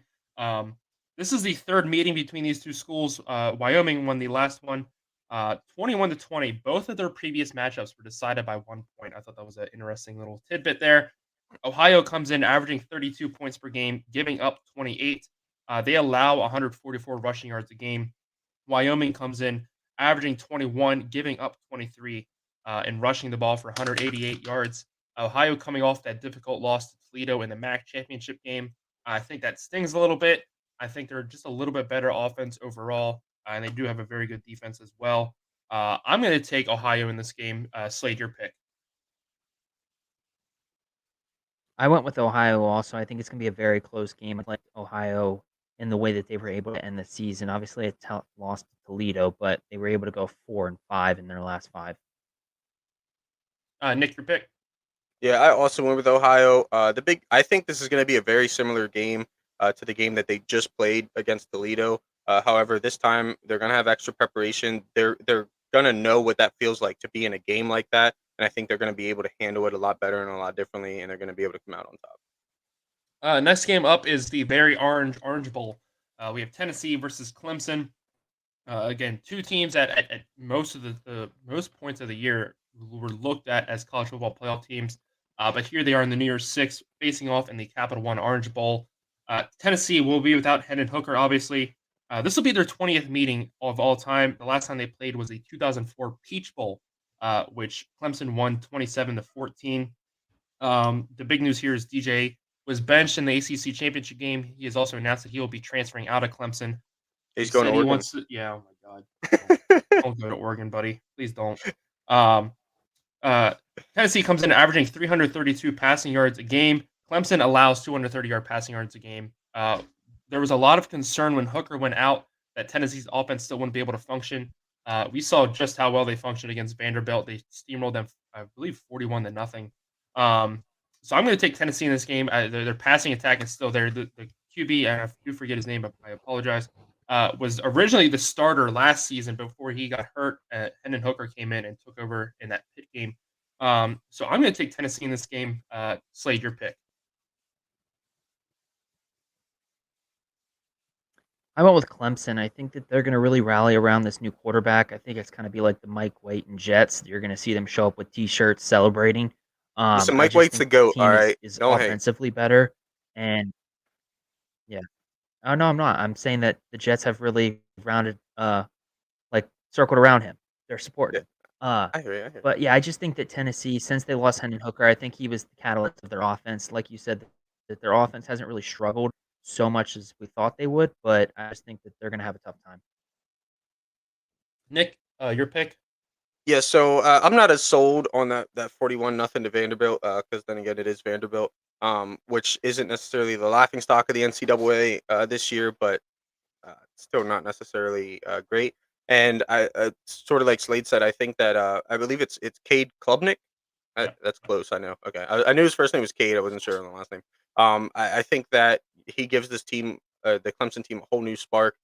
That defense, with being able to sustain drives better, the defense is playing better as they're fresher, and I think that that's going to be enough to slow this Tennessee offense down enough to win this game. All right. Kind of surprised you both picked Clemson there, considering how I much didn't you want like to. this I year. didn't want to. I'm not gonna lie, but I could have did the wheel. Anyway, next game up we have is the Sugar Bowl between Alabama and Kansas State. I am personally very excited for this matchup. I think it's going to be a great game. The first ever meeting between these two schools. Alabama is giving it or rushes the ball for 197 yards a game. Kansas State gives up 150 rushing yards a game. And so I'm excited to see that matchup. I think Kansas State has a lot of momentum behind them right now. Ever since that Texas loss, that they kind of resurrected their season. They go in, they beat TCU in the Big 12 championship to earn this New Year's Six berth. I still think Alabama wins this game. I think Kansas State keeps it closer than a lot of people think they can, but I'm going to take Alabama. Nick, your pick? yeah. So I think this has the potential to be a great game. I had to go the opposite of you. I had to go Kansas State here. I just think that they have too much momentum. This isn't. This is the second team. Like I mentioned earlier, I had two teams that had one more opportunity to doubt. And Alabama would be the second one. I especially after the whole Nick Saban begging thing. We talked about it on the regular podcast, I believe. I just think that Kansas State comes in here confident. They're playing the best football of their season so far, and Alabama, still a good team. I don't want to talk too much trash on them. They're still one of the best teams in the country. However, I just think that Kansas State has too much momentum right now. I think they come away in this one. Slade, your pick? Yeah, I went with Alabama here. I think that everyone's really been doubting Nick Saban and saying that he's done, like his reign is over. And I think that he got on and kind of made a whiny pitch last week that Alabama deserves to be in the playoffs. I mean, I think that his boosters would have been disappointed if he didn't get on and say something like that. So I just think that he kind of did what he had to do. I think they're going to go out and win this game by 7 to 10 points and just kind of silence those people that are saying that Nick Saban is kind of done. Yeah. I will say, Alabama seems to struggle in the Sugar Bowl under Nick Saban. They only have one win there in 4 appearances. That one win came in the college football playoff. So just a little tidbit to keep your eye on. But yeah, like I said, I'm going to stick with Alabama still. Next game up we have is Iowa versus Kentucky in what may be one of the lowest scoring bowl games we've ever seen. Iowa, or the second meeting between these two schools, they actually played last year in the Citrus Bowl. Iowa comes in averaging 17 points per game. Kentucky Woo! comes in averaging 22 points per game. Yeah, this is going to be a terrible game. Will Levis also sitting out for Kentucky as he is entering the draft, which if anybody drafts Will Levis, I will not root for that franchise. So watch the Bears draft him. And, With and that being George, said, real quick, Iowa, yeah. please do not say anything about the spread because I would like to, or the over under. I would like to bet on this one without you jinxing it. I won't say anything.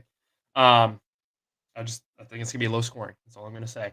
And so Iowa just finds ways to win these games here lately, especially down the stretch. Kentucky has really fallen off. They lost to Vanderbilt.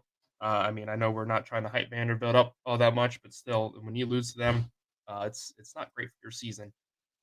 Somehow Mark Stoops still gets a multi-million-dollar extension just because he won 7 games this year. Give me Iowa in this game. Slade, your pick. Yeah, I went with Iowa here also. I'm gonna give an actual score prediction of 12-9 on 7 field goals. Ooh. It's just that, Levis being out, I think it's gonna be impossible for either team to hit the end zone. Nick, your pick. Yeah, so contrary to at least to Slade here, I think Iowa's offense has kind of found another groove, taken a step forward here these last couple games. I think that if it weren't for maybe the last, I'd have to say probably 4 or 5 weeks, just off the top of my head, they'd probably be averaging like 7 points a game. But like I said, I think they've picked it up some. Their defense is still a typical Iowa defense. They're going to hold Kentucky, especially without Will Levis. I don't know if I can find any alternate over unders. If I could, I'd probably even take like under 25 in this one. This is, like you said, it might be the low scoring bowl game we have this season, but I got to go Iowa. All right, Slade, you can't get mad at me. I didn't say it. Nick said it. So, Hey, uh, I'm the Iowa under king. All right. next game up we have is the college football playoff games. First one up is TCU versus Michigan. This will be the first meeting between these two schools. They both come in averaging 40 points per game.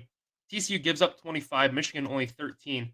The big key for both teams here is in the run game. TCU averages 200 rushing yards per game. Michigan only gives up 85. So if TCU can find a run game, who knows what they can do. I think Michigan is just a little bit too much better of a team. They still have the taste of losing the semifinal to Georgia last year. So I'm going to take TCU I'm going to take Michigan in this game. I'm sorry. Nick, your pick. Yeah, I'm going to take Michigan as well. I think that TCU's run game is not going to be able to get going the way they want it to.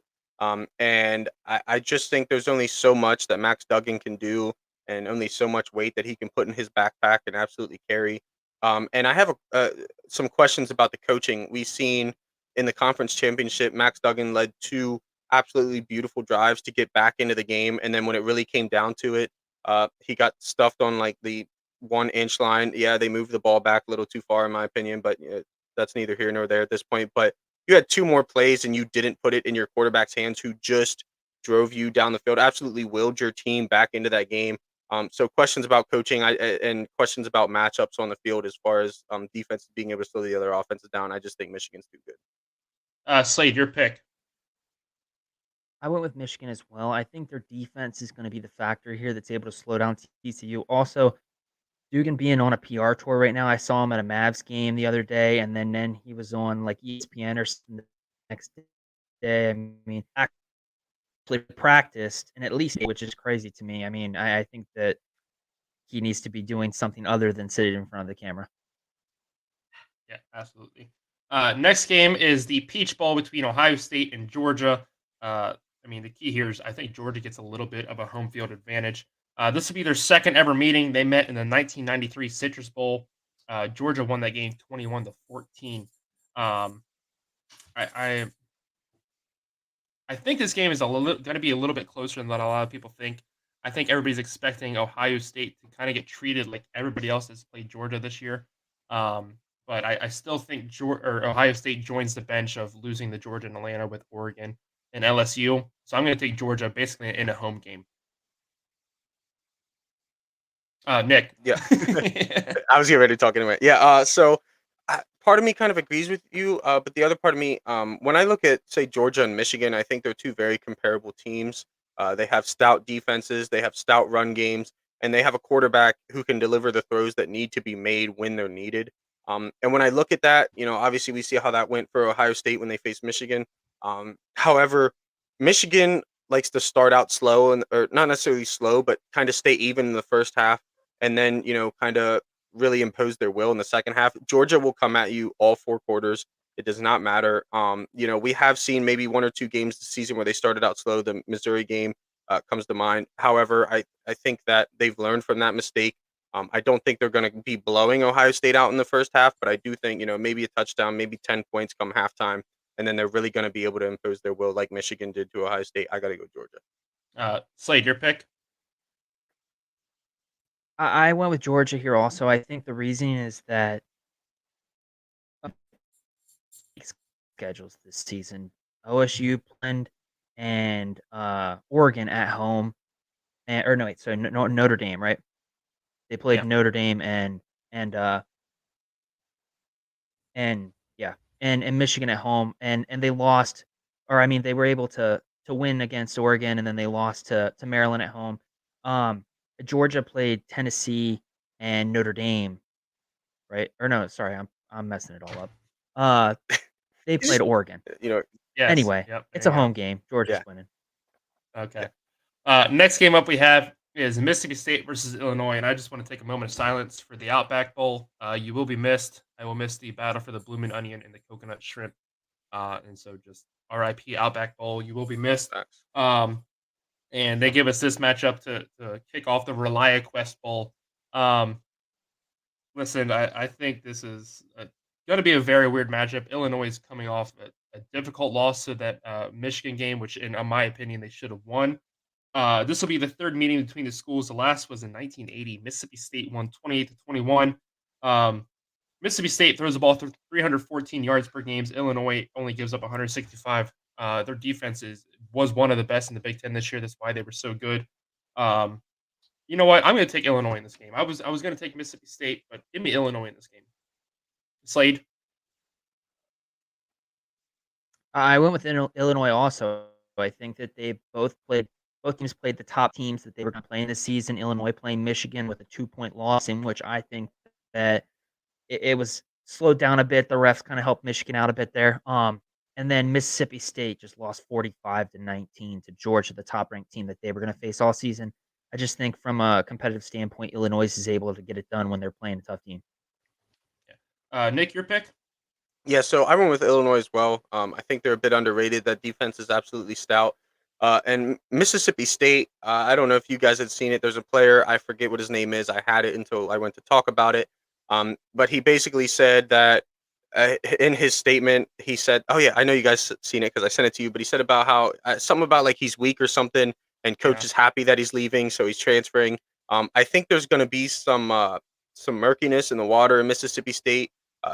Maybe some tempers, some lack of trust between coaches and players, and I think that that's going to be enough for Illinois to take advantage with an already pretty good team and be able to win this one.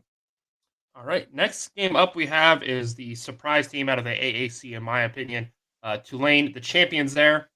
They will be facing USC in the Cotton Bowl Classic. This will be their fourth meeting between the two teams, actually.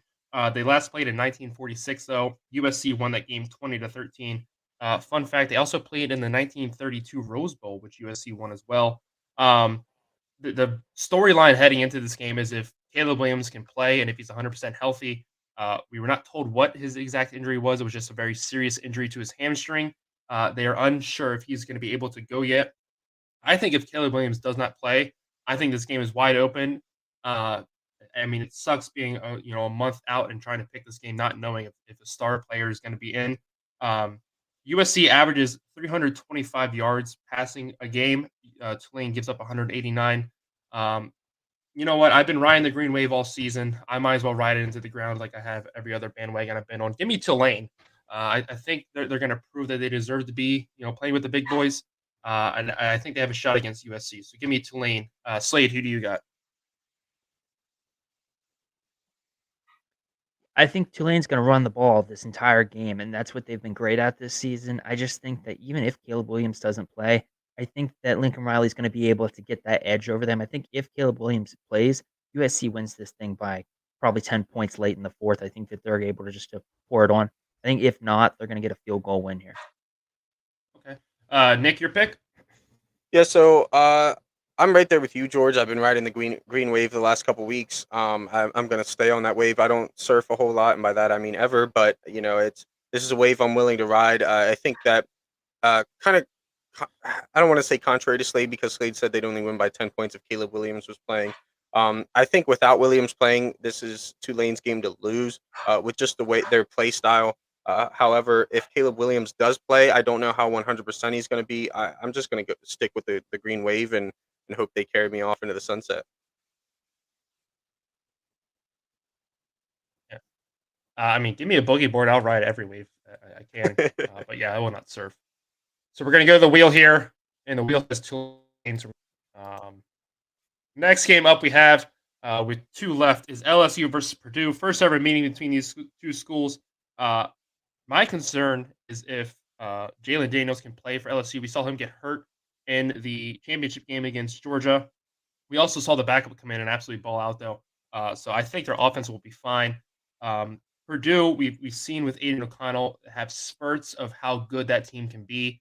But I think LSU is just going to be a little bit too much for them right now. I think they're going to bounce back nicely from getting steamrolled by Georgia. They got that sour taste in their mouth. So give me LSU in this game. Nick, who do you got? Yeah, I also got to go LSU here. I think Purdue has the capabilities of making this a good game. Aiden O'Connell, one of the most accurate passers in the country, but just not the level of talent around him that he would need to win this game. This is a very good LSU team. I know there's some losses in there that you can critique them on, including getting blown out by Georgia. I mean, it wasn't as bad as I thought it was going to be, so I guess we'll count it as a win for them. But I just think they bounce back, like you said, and I don't want to say embarrass the Boilermakers. I think Purdue can definitely make this a close game, but I think they're going to win it and be confident about winning it late in the fourth. Yeah, I think this is a 10-point game heading into the fourth quarter. I mean, what Purdue does from there, we'll have to wait and see. Slade, your pick? I went with LSU also. I'm confused by Nick's Aiden O'Connell is very accurate thing. He's got 13 picks on the season, a lot more than a lot of quarterbacks that we would even rank as decent. So I just am saying that Aiden O'Connell himself is going to lose this game for Purdue. He does have a lot of picks, but more last year. Again, he had old Tater David Bell last year to throw to, which obviously helps. But he has fallen off this year, so I will admit you were right on that one. But when he has some talent around him to throw to, he's a very good quarterback. Yeah. Not good enough to beat LSU though. Next game up, it'll be the last New Year's Six bowl game and the last bowl game before the national championship. We have Penn State versus Utah. I just saw the P and I said Purdue. This will be the first meeting between the two schools. For me, I'm going to give Penn State a little tip here. As you know, from an Oregon fan, we have beat Utah earlier in the season. The key is just make Cameron Rising uncomfortable. If you can do that, we saw him throw 3 picks against Oregon in that game. That was the huge key. And you also just slow down the rushing attack. You don't need to fully stop it. I don't think you can, just because he is a dual threat and they have a great running back as well. But if you can slow that down, take time off the clock, but also just keep the ball out of their hands, I think Penn State does have a chance. Whether it's Clifford or Allard, it doesn't matter who's playing. I mean, I understand you're missing wide receiver, but from my understanding, he didn't play with the second half of the year. I think you said. Yeah, They're also missing 4 weeks, I think. Yeah, you're also missing, I would say, your star cornerback and Porter, but I still think your secondary is capable of handling this. Just tackle, unlike USC did. But I'm gonna go with you guys. I'm gonna take Penn State in this one. Nick? Yeah, so obviously Penn State fan. I'm going to take Penn State too. Like you said, keys to the game, make Cam Rising uncomfortable. I think we definitely have the ability to do that. Our young linebackers are growing into their role, creating pressure. Our D line is always creating pressure. I haven't heard. I believe PJ Mustipher is still at least active for this game. I don't think he's announced that he's, foregoing it to prepare for the draft. Joey Porter's the big one that I've heard. But we have a great secondary behind him. Kalen King or Caleb, I don't know. I always get him confused because we have both brothers on the team. Whatever one the cornerback is has played great. The ones behind him are still playing great. Jair Brown, I haven't heard anything about either. As far as I know, he's still playing, so that's definitely good from the safety standpoint. But yeah, whether it's I'd like to see Drew. We've been talking about it all season, but as far as I know, Sean Clifford's going to be the starter here, which is a bit upsetting. But whatever, send him off. I'm just glad. I respect everything he's done for us. I'm just happy that we got a 5-star coming up here. But yeah, I think we definitely have a chance to win this game. But we got to tackle because Utah knows how to create yards after catch or just yards after contact in general. So yeah, Slade. Yeah, I went with PSU here also. I think that Singleton is the win or lose part here. I just think that when you look at this game, we're so close to seeing Oregon versus Penn State in the Rose Bowl, and it's that's the worst part about this game. I think that this has a chance to go either way. Penn State could win by 3 points, and we look at it and say, "Oh, Oregon and Penn State would have been a perfect game because it was both 3-point game." Mhm. But I also Utah win by 10 points here, so it's going to be a very close game, I think. But I got to go for Penn State. I mean, maybe it's a blessing in disguise. We probably would have ruined our friendship if Oregon and Penn State ended up playing this year. But that will do it for our bowl season breakdown. We will be back to break down the national championship game. You saw that at the bottom of the screen there. So we're excited to do that. We'll be back for the national championship broadcast. Real quick before we get into the Army Navy game, which we're going to talk about here in a second. Tonight they will also do the Heisman ceremony. Just want to go over a Heisman picks real quick. I think Caleb Williams will win this. I mean, there's been actually a lot of talk throughout the week that a lot of the Heisman voters were very upset with him, which I agree. If I was a Heisman voter, I would do the same thing. Where he painted "F Utah" on his fingernails. Also, what man does that? Yeah. Whatever. But a lot of them are very upset with him. He's had the stats all season to back it up, but it's in their eyes, it's about how you carry yourself as well. And so a lot of them are not happy. So if it comes down to a close vote, that could absolutely be the reason why it was so close. My pick is Stetson Bennett, though. I put a bet on him early in the season. I feel like he doesn't get a lot of respect. He's willed that Georgia offense to a lot of these wins, and the reason that they are undefeated right now. Very surprising with how great of a runner he is, which again I don't think he gets enough credit for. He's not a C.J. Stroud or somebody like that who's just going to go out there and run for 200 yards. But he can absolutely put the team on his back and carry them when they need to. So I'm going to take Stetson Bennett, and again, if he wins, I get $130. So I'll be happy with that. Slade, your pick? I'm going with Caleb Williams. I think that they're just kind of putting this out there that they're very frustrated with his kind of how he acts off the field, possibly if he's painting his fingernails for the game with the Utah or F whoever. I mean, I think he had it a week or two prior. Also, I thought it was Photoshop the first time, and then the second game that we saw, I was like, oh wow, it must be actually real. But yeah, I think that his season is just going to be enough to get that. I think, like you said, Stetson Bennett doesn't get the recognition that he deserves. I also think that their team is full of massive recruits, and they should be winning games by 40 points every game. They just haven't been able to do that week in and week out. They've had a couple of games, Missouri, I think Kentucky, where they just had 16-6 game or something that they should have blown this team out. And I think that that's going to be the difference as to why Stetson doesn't get the win. Yeah. Nick, sorry, your pick. You're good. Yeah, so I'm right there on the train. I think that they're going to give it to Caleb Williams. And I also, do want to take a second to shout out Stetson Bennett. He hasn't put numbers up like any of the other quarterbacks that we're talking about here.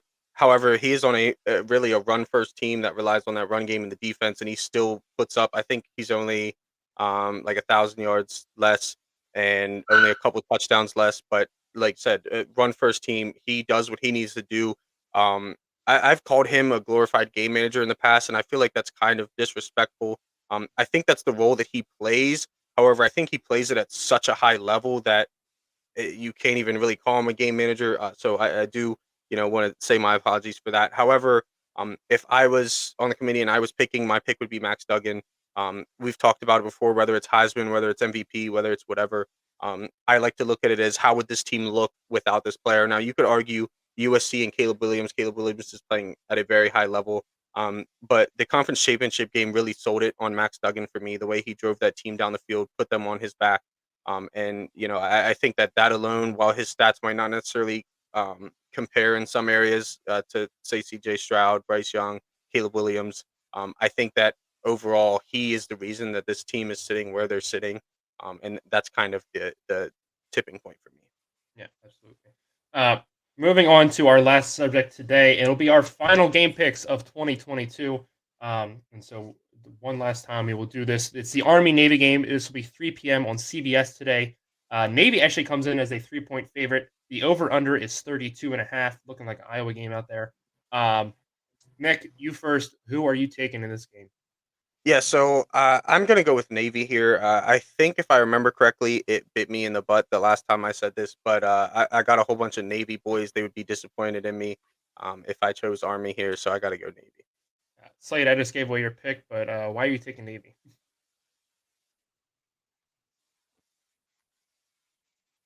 I went with Navy. I think they had a 3-point loss to Notre Dame, and they won over UCF this season. I think that they've had a really good season.